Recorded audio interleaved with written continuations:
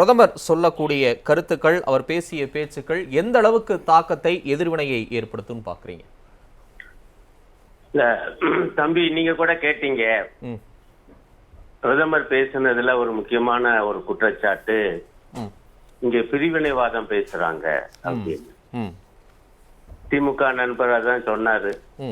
மதத்தின் அடிப்படையில பிரிவினை பேசிக்கொண்டே இருப்பது பாஜக தலைவர்கள் தான், மோடி தான். ஆகவே கண்ணாடியை பார்த்து பேசியிருக்காரியா அப்படின்னு. இது ஒரு புறம் இருக்க, எனக்கு ரொம்ப ஆச்சரியமா இருந்துச்சு, இங்க தமிழ் மாநில காங்கிரசின் சார்பாக நண்பர் பேசினார். அகில இந்திய காங்கிரஸ் வேண்டாம் என சொல்லி தமிழ் மாநிலத்துக்கு தனி காங்கிரஸ் வேண்டும் என்று கிளம்பியவர் பெரியவர் ஜி.கே. மூப்பனார் ஐயா அவர்கள். அவருடைய புதல்வர் ஜி.கே. வாசன் அவர்கள் இப்பொழுது அந்த கட்சிக்கு தலைவர். அந்த தமிழ் மாநில காங்கிரசின் சார்பா வந்து இங்கே தமிழ் மாநிலத்தின் உரிமைகள் பத்தி எல்லாம் பேசக்கூடாதியா? பேசினாது பிரிவினைவாதம்யா. எனக்கு ரொம்ப ஆச்சரியம். தமிழ்நாட்டுல பாஜக தவிர எல்லா கட்சிகளும் தமிழ்நாட்டுக்கு நீட்டு வேணாம்யா, நாங்க வேணாங்கிறோம், வேற மாநிலம் வேணும்னா வச்சுக்க சொல்லு, எங்களுக்கு வேணாம்யா, விலக்கு கொடுங்கய்யா. இதுதான் நம்ம கேட்கிறோம். சட்டமன்றத்துல தீர்மானம், ஒரு மனதா தீர்மானம். ஆனா இங்க வந்து பேசுற தமாக நண்பரு நீட்டுக்காக கிடந்து ரொம்ப சிரமப்பட்டு பேசுறாரு.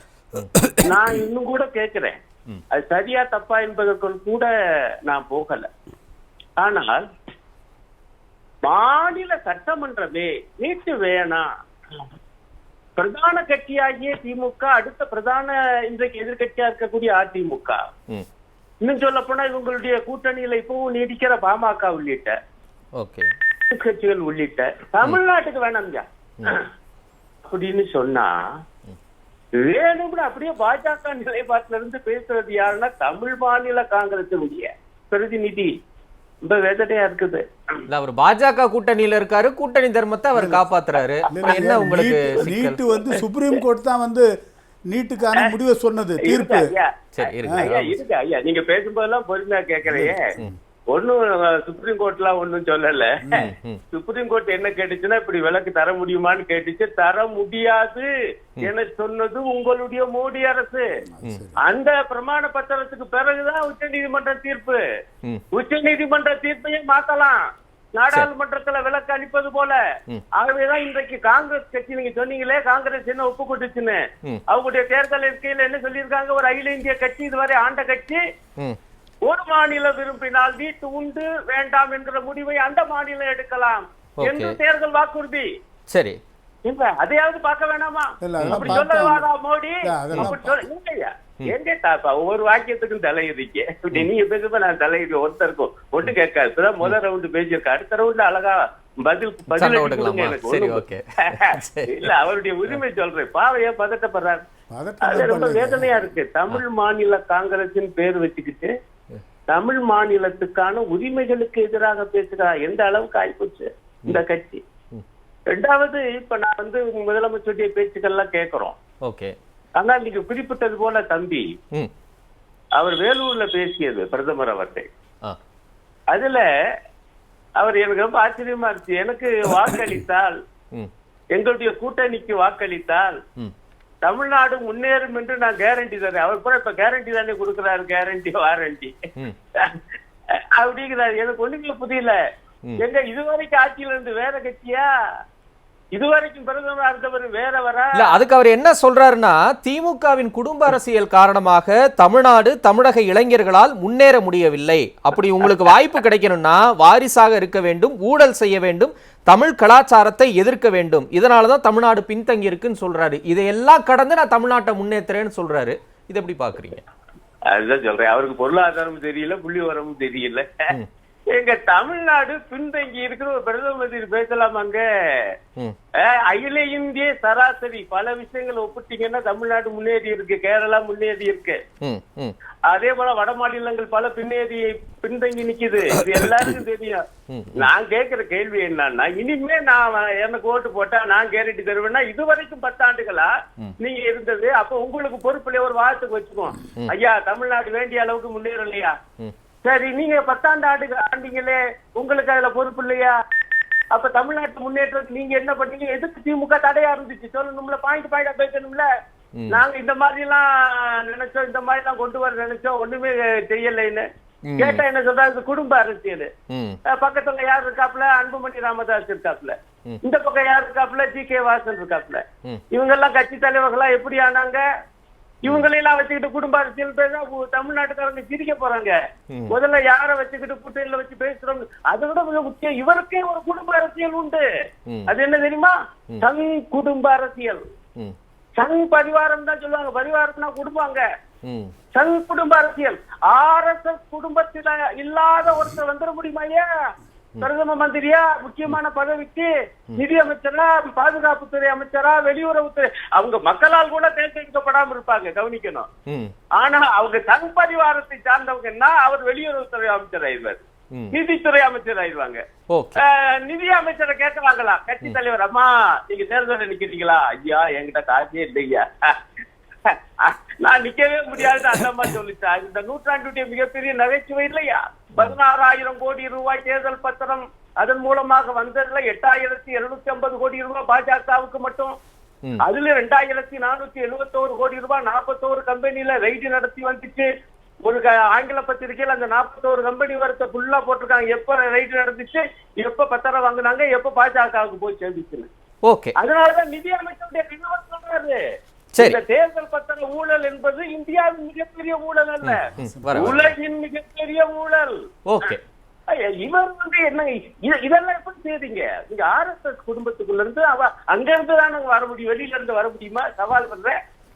உங்களுக்கு ஒரு குடும்ப அரசியல் பேசினா தமிழ்நாட்டை எடுபடாது. அந்த குடும்ப அரசியல் நீங்க சொல்றீங்களா, அது கொள்கை அரசியலா இருக்கா இல்லையா? எத்தகைய கொள்கை? அந்த கொள்கை சமூக நீதி கொள்கை. அந்த கொள்கை சரியா தப்பா? அந்த கொள்கை மாநில உரிமை கொள்கை. உங்களுக்கு மாநிலமே கூடாது என்பது மோடியின் நிலைப்பாடு. ஓகே, குடும்ப அரசியலை தாண்டி கொள்கை அரசியல் தான் முக்கியம்னு சொல்றீங்க. ஓகே, ரைட், நன்றி. ஒழிச்சு கட்டிய பெருமகனார் இந்த மோடி. ரைட், நன்றி. மக்கள் அவரை தேர்தலில் தண்டிப்பார். ஓகே, வர சுருக்கமா முடிச்சிருங்க, 2 பேரும் இருக்காங்க. அருணன் ஐயா சொல்றாரு, வாசன் வந்தது குடும்ப அரசியல். தலைவர் மூப்பனார் உயிரோடு இருந்தவரை வாசன் அரசியலுக்கே வரவில்லை. அவருடைய மறைவுக்கு பிறகுதான் வாசன் வந்து மூப்பனாரால் திணிக்கப்பட்டவர் அல்ல, மூப்பனாரால் திணிக்கப்பட்டு அரசியலுக்கு வரல, நாங்களா விரும்பி அவரை கொண்டு வந்தோம் அரசியலுக்கு. குடும்ப அரசியல். ஸ்டாலினை வந்து கலைஞர் கொண்டு வந்தார், உதயநிதி ஸ்டாலின் ஸ்டாலின் கொண்டு வந்தார். நாங்க எங்க தலைவர் வாசனை மூப்பனார் கொண்டு வரல அரசியல்.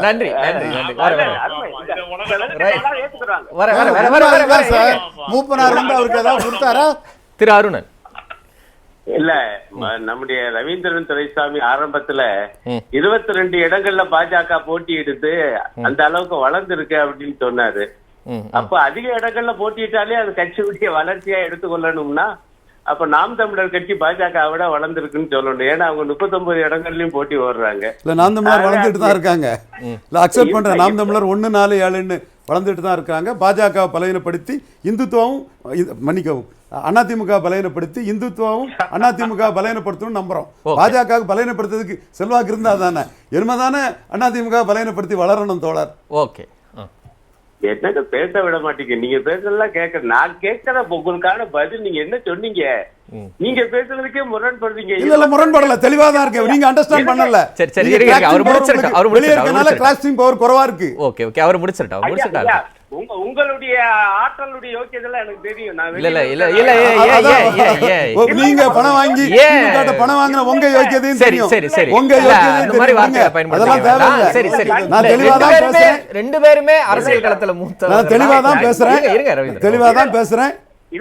அவர் முடிச்சிட்டா அப்புறம் கூட நீங்க பதில். நான் ஒண்ணும் முரண்படல, தெளிவா தான் பேசுறேன்.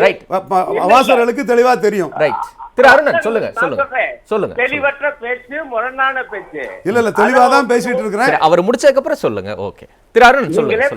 நீங்களே இல்ல சொல்லுங்க சொல்லுங்க அருணன், நீங்க முடிச்சதுக்கு அப்புறம் அவர் சொல்லுவார். என்ன ஒரு அட்டால பேச விடாம இவரல. Right right, okay okay. இல்ல, நான் சொல்றேன், 22 இடத்துல நிக்கிறதுனால கட்சி வளர்ந்ததுக்கு ஒரு அடையாளம் சொன்னாரா இல்லையா? அதை நீங்க அப்படியே எடுத்தீங்கன்னா அதை விட அதிகமாக நாம் தமிழர் கட்சி வளர்ந்துக்கணும்னு சொல்ல வேண்டியிருக்கும். ஆனா பொதுமக்களுக்கு எல்லாருக்கும் தெரியும் அவங்க இந்த வாதம் தப்புன்னு தான் சொல்லுங்க.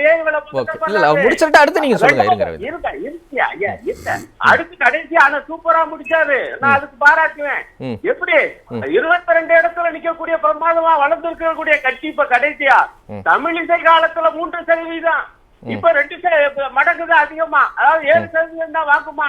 எந்த ஒரு இடத்துக்கும் ஜெயிக்கும்னு அவராலே உத்தரவாதம் கொடுக்க முடியல. ஆகவே நேயர்களே, நம்முடைய ரவீந்திரன் துரைசாமியுடைய அந்த கடைசி பேச்சை தயவு செஞ்சு நல்லா கேட்டுக்கோங்க. அடுத்த பாயிண்ட் அவரை நம்முடைய தமாக நண்பர் ரொம்ப அருமையாக ஒரு பாயிண்ட சொன்னாரு. என்னன்னா ஜெயலலிதா அம்மா எப்படின்னு எனக்கு நினைவு ரைட்டுன்னு தான் நினைக்கிறேன், தப்புன்னா தம்பி திருத்துங்க.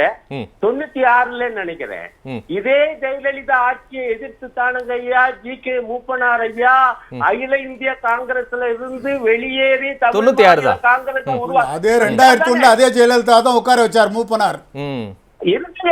நீங்க முரணானதை நீங்களே சொல்லிக்கிறீங்க. இல்ல சார், நீங்க எதுக்காக பிரதமரா வர வேண்டிய ஒரு தமிழரை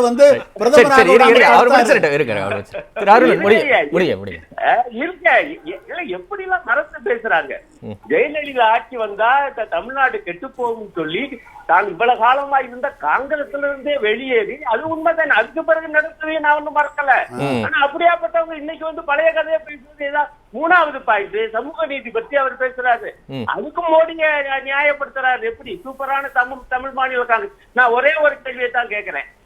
சாதிவாரி கணக்கெடுப்பு வேண்டும் என்று இன்றைக்கு காங்கிரஸ் கட்சி சொல்லுது, கம்யூனிஸ்ட் கட்சிகள் சொல்லுது, இங்க திமுக சொல்லுது, அதிமுகவும் ஏற்றுக்கொள்ளும், இவங்க கூட்டணியில் இருக்கக்கூடிய பாமகவும் கேட்கிறேன். எங்க மோடியை கீழே சொல்லுங்க.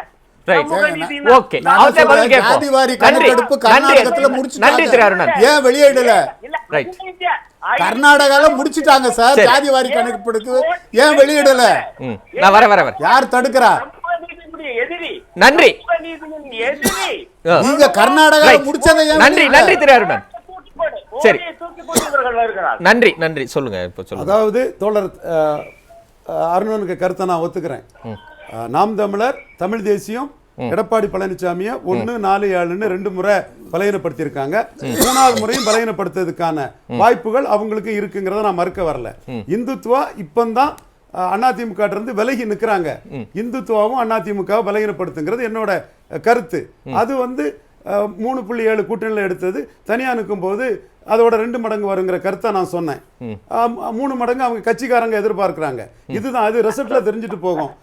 தோழர் அருணனுக்கு இதான் என்னோட பதில். சீட் கன்வெர்ட்டபிலிட்டிக்கு வரலான்னு தான் நான் சொன்னேனே தவிர அதை அப்படியே எடுத்துக்க வேண்டியதுதான். சரி, மகிழ்ச்சி. சுமூகமா முடிஞ்சாலே மகிழ்ச்சி தான். இல்ல சமூக நீதிக்கு ஒரு கேள்வி கேட்டிருந்தா நீங்க சொல்ல வந்தீங்க. இல்ல, ஜாதிவாரி கணக்கெடுப்பு கர்நாடகால நடத்தி முடிச்சிட்டாங்க. ஆனா அந்த முடிவை வெளியிட முடியாம அவங்களுக்குள்ளேயே பிரச்சனை உருவாயிருக்கு. அவர் மத்திய அரசு கேக்குறாரு சார், நீங்க மாநில அரசு பண்றதுக்கு உரிமை இருக்கு சார். நீங்க பீகார்ல நடத்தல, நிதிஷ்குமார் நடத்தல ஜாதிவாரி கணக்கெடுப்பு, நீங்க தமிழ்நாட்டுல நடத்த மாட்டீங்க. உங்களை யாரும் நடத்தக்கூடாதுன்னு சொன்னா தமிழ்நாட்டுல நீங்க உங்களை யார் சார் நடத்த? அன்னைக்கே முதலமைச்சர் ஒரு இதுல சொன்னாரு, அப்படி நடத்தினா அது வெறும் சென்ச செலவுல தான் இருக்கும். அரசமைப்பு சட்டத்துல கொண்டு வரணும்னா அது மத்திய அரசு நடத்தினா தான் முடியும். நடத்தினாரு சார். அந்த அளவுக்கு வலிமை இல்லைன்னு சொல்றாங்க. கர்நாடகால நடத்தந்த ஏன் காங்கிரஸ் வெளியிடாம இருக்கு? நன்றி. சரி, சர்வே ஜாதிவாரி கணக்கெடுப்பு நடத்தினா சர்வே. சரி, ஓகே. திரு இந்திரகுமார் நிறைவு கருத்து. ஓகே, நன்றி நன்றி நன்றி. நெற்றிக்கண் நிகழ்ச்சியின் தலைப்பை நேயர்கள் முன்பாக வைத்திருந்தோம். அவர்கள் இணையத்தில் அளித்த அந்த முடிவுகளை தற்போது நாம் திரையில் பார்க்கலாம். தமிழ்நாடு முன்னேறுவதற்காக கேரண்டி அளித்திருக்கிறார் பிரதமர் மோடி. மறுபக்கம் கேள்விகளை தொடுத்திருக்கிறார் முதலமைச்சர் மு.க. ஸ்டாலின். அதை கடந்து இன்றைக்கு மக்களுடைய அந்த கருத்து கணிப்பை பார்க்கலாம். ஊழல், வெறுப்பு அரசியல், ஆணவம், திமுக மீது புகார்களை அடுக்கிய பிரதமர் மோடியின் பேச்சு என்பது ஆதாரத்தின் அடிப்படையில் என்று 29% பேரும், அவதூறு கருத்து என்று 71% பேரும் தங்களுடைய வாக்குகளாக பதிவு செய்திருக்கின்றனர். திரையில் அந்த முடிவுகளை பார்க்கிறோம். ஊழல், வெறுப்பு அரசியல், ஆணவம், திமுக மீது புகார்களை அடுக்கிய பிரதமர் மோடியின் பேச்சு என்பது ஆதாரத்தின் அடிப்படையிலானது என்று 29% பேரும், அவதூறு கருத்து என்று 71% பேரும் தங்களுடைய கருத்தாக பதிவு செய்திருக்கின்றனர். கருத்துக்களை பகிர்ந்த விருந்தினர்கள் அனைவருக்கும் நன்றி. மீண்டும் சந்திப்போம் நேயர்களே. நன்றி, வணக்கம்.